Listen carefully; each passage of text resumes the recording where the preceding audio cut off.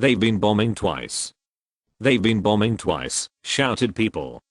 We ran too, but toward the crowds, and away from what could possibly be target number 2, a ministry building, our friend shouted to us. The Apaches rumbled above. Arriving at the police station, we saw the remains of a life at work smashed short, a prayer mat clotted with dust, a policeman's hat, and the ubiquitous bright flower patterned mattresses, burst open. A crater around 20 feet in diameter was filled with pulverized walls and floors, and a motorbike, tossed oil-like on its side, in its depths. Policemen were frantically trying to get a fellow worker out from under the rubble. Everyone was trying to call him on his jewel mobile phone. Fire licked the underside of what used to be a room, but was now just 3 feet high. Hands threw back rocks, blocks, and debris to reach the man. We made our way to the Al-Aqsa hospital. Trucks and cars loaded with the men of entire families were speeding to the hospital to check on loved ones, with horns blaring without interruption. Hospitals on the brink. Entering Al-Aqsa was overwhelming pure pandemonium, charged with grief, horror, distress, and shock. Limp, blood-covered and burnt bodies streamed by us on rickety stretchers. Before the morgue was a scrum. Tens of shouting relatives crammed up to its open double doors. They could not even identify who was who, because the bodies are so burned, explained our friend. Many were transferred, in ambulances and the back of trucks and cars, to Al-Shifa Hospital. The injured couldn't speak. Causality after casualty sat propped against the outside walls outside, being comforted by relatives, wounds temporarily dressed. The more seriously injured were inside. Relatives jostled with doctors to bring in their injured, wrapped in blankets. Drips, blood-streaming faces, scorched hair, and shrapnel cuts to hands, chests, legs, arms, and heads dominated the reception area, wards, and operating theaters.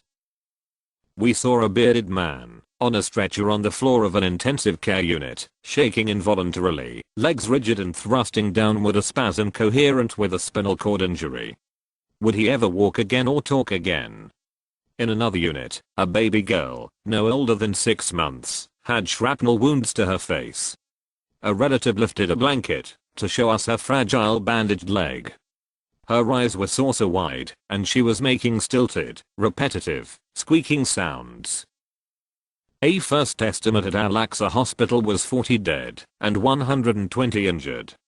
The hospital was dealing with casualties from the bombed market, playground, civil defense force station, civil police station, and also the traffic police station. All leveled. A working day blasted flat with terrifying force. At least 2 shaheed, martyrs, were carried out of the hospital on stretchers, lifted by crowds of grief-stricken men, and taken to the graveyard to cries of La ilaha illallah, there is no God but Allah. Who cares? And according to many people here, there is nothing and nobody looking out for them apart from God. Back in Shifa Hospital tonight, we meet the brother of a security guard who had the doorway he had been sitting in and the building, Abu Mazen's old HQ, fall on his head. He said to us, "We don't have anyone but God. We feel alone. Where is the world? Where is the action to stop these attacks?" Majid Salim stood beside his comatose mother, Fatima. Earlier today she had been sitting at her desk at work at the Hadi Jarafat charity, near Mashtal, the headquarters of the security forces in Gaza City. Israel's attack had left her with multiple internal and head injuries, a tube down her throat, and a ventilator keeping her alive. Majid gestured to her, "We didn't attack Israel. My mother didn't fire rockets at Israel. This is the biggest terrorism, to have our mother bombarded at work." The groups of men lining the corridors of the overtaxed Al-Shifa hospital are by turns stunned, agitated, patient, and lost. We speak to one group. Their brother had both arms broken and has serious facial and head injuries.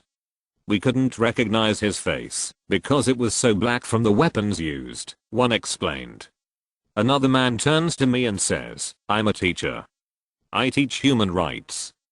How can I teach my children about the meaning of human rights under these conditions, under this siege?" It's true, UNRWA and local government schools have developed a human rights syllabus, teaching children about international law, the Geneva Conventions, the International Declaration on Human Rights, and the Hague Regulations, to try to develop a culture of human rights here, to help generate more self-confidence and security, and more of a sense of dignity for the children. But the contradiction between what should be adhered to as a common code of conduct signed by most states, and the reality is stark. International law is not being applied or enforced with respect to Israeli policies toward the Gaza Strip, or on 48 Palestine, the West Bank, or the millions of refugees living in camps in Lebanon, Jordan, and Syria.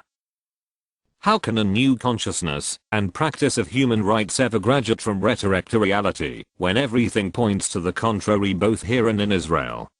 The United Nations has been spurned and shut out by Israel, with Richard Falk, the UN Special Rapporteur on Human Rights, held prisoner at Ben Gurion Airport, before being unceremoniously deported this month. An international community that speaks empty phrases on Israeli attacks like "we urge restraint, minimize civilian casualties." The Gaza Strip is one of the most densely populated regions on the planet. In Jabalia camp alone, Gaza's largest, 125,000 people are crowded into a space 2 kilometers square. Bombardment by F-16s and Apaches at 11:30 in the morning, as children leave their schools for home, reveals a contempt for civilian safety, as does the 18 months of a siege that bans all imports and exports, and has resulted in the deaths of over 270 people as a result of a lack of access to essential medicines. A light. There is a saying here in Gaza that we spoke of jokingly last night: at the end of the tunnel there is another tunnel. Not so funny when you consider that Gaza is being kept alive through the smuggling of food, fuel, and medicine through an exploitative industry of over 1,000 tunnels running from Egypt to Rafah in the south. On average 1 to 2 people die every week in the tunnels. Some embark on a humiliating crawl to get their education, see their families, or find work on their hands and knees. Others are reportedly big enough to drive through.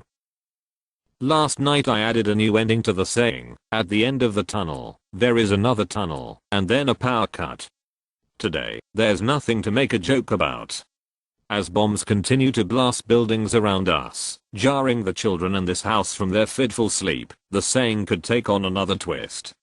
After today's killing of over 200, is it that at the end of the tunnel, there is another tunnel, and then a grave or a wall of international governmental complicity and silence? There is a light through, beyond the sparks of resistance and solidarity in the West Bank, 48 and the broader Middle East. This is a light of conscience turned into activism by people all over the world.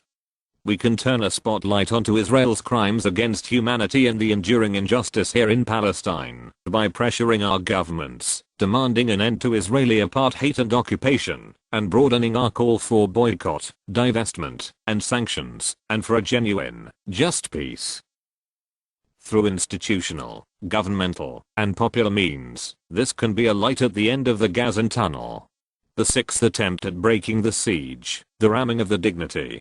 In response to the Israeli massacres in Gaza at the end of December 2008, the Free Gaza movement sent the Dignity on an emergency mission of mercy to besieged Gaza. Aboard the ship were over 3 tons of medical supplies, 3 surgeons to volunteer in hospitals and clinics in Gaza, Dr. Elena Theoharis, a member of the Cypriot Parliament, and Cynthia McKinney, former US Congresswoman and Green Party presidential candidate. On December 30th, the Dignity was attacked by the Israeli Navy at approximately 6 a.m. UST, in international waters, roughly 90 miles off the coast of Gaza. Several Israeli warships surrounded the small human rights boat, intentionally ramming it 3 times. According to ship's captain Dennis Healy, the Israeli attack came without any warning or any provocation.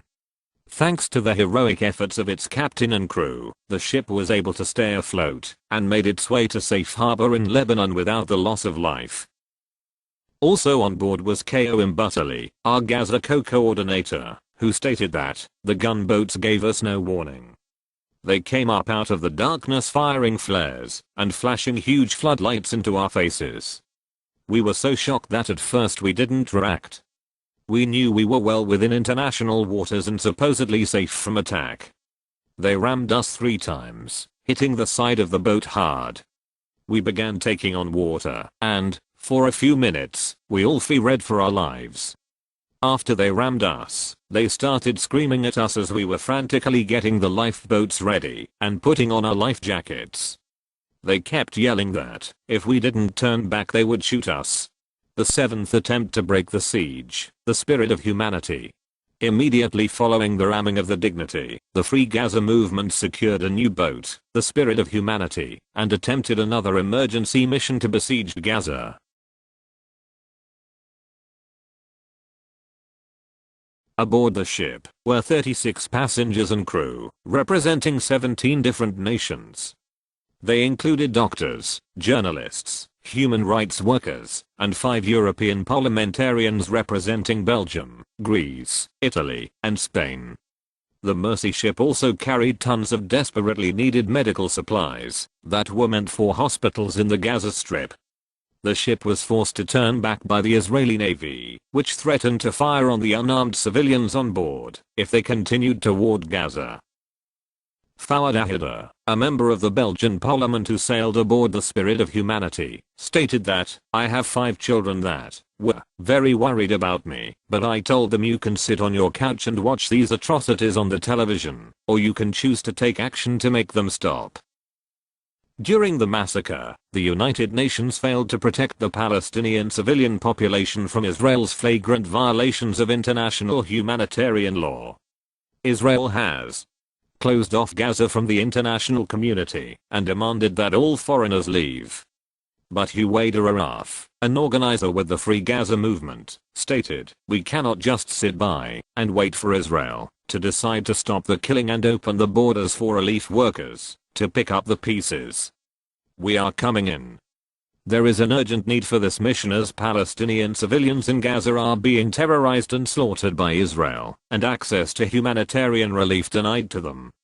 When states and the international bodies responsible for taking action to stop such atrocities chose to be impotent, then we, the citizens of the world, must act. Our common humanity demands nothing less." Too much to mourn in Gaza. Reprinted from Electronic Intifada, electronicintifada.net weblink. By Eva Bartlett, the 9th of January 2009. Gaza Strip. After finishing a shift with the Palestine Red Crescent Society yesterday morning, we went to the United Nations administered Al-Fakhra school in Jabalia, which was bombed by Israeli forces, killing at least 40 displaced people who were taking shelter there. When we arrived, prayers were happening in the street in front of the school. I'd seen prayers in open outdoor places in Palestine and Egypt. But these days, when I see a mass of people praying in front of Al-Shifa Hospital, in the streets of Jabalia, I think of the mosques that have been bombed and of the loss of lives and sanctuaries. And yesterday I thought of the loss of another safe haven. The grief was very evident, as was the indignation. Where are we supposed to stay? One man demanded. How many deaths is enough? How many? It's the question that has resounded in my mind since the attacks on the 27th of December. Across Fakhra Street from the school, about 15 meters down a drive, a gaping hole in the Deeb family house revealed what had been happening when it was hit by a shell. Rounds of bread dough lay where they'd been rolled out to bake. Amal Deeb was in her 30s, a surviving family member told us. When the missile struck, it killed her and 9 others in the extended family's house, including 2 boys and 3 girls. Another 4 were injured, one having both legs amputated. Approaching the house, the stench of blood was still strong and was visible in patches and pools amid the rubble of the room. Later, in Jabalia's Kamal Adwan Hospital, 9-year-old Dalam lay conscious but unsmiling, unresponsive. The woman at her side explained her injuries, shrapnel lacerations all over her body, and deeper shrapnel injuries in her stomach. Alam didn't know 9 of her family members were killed. Returning to the street in front of the Fakhra school, mourners had gathered, ready to march, to carry the dead and their pieces to their overcrowded resting place. Flags of all Colors mixed in this funeral march. No one party dominated. It was collective grief under collective punishment. So many people had joined the procession through the narrow streets that the funeral split, taking different streets to reach the cemetery.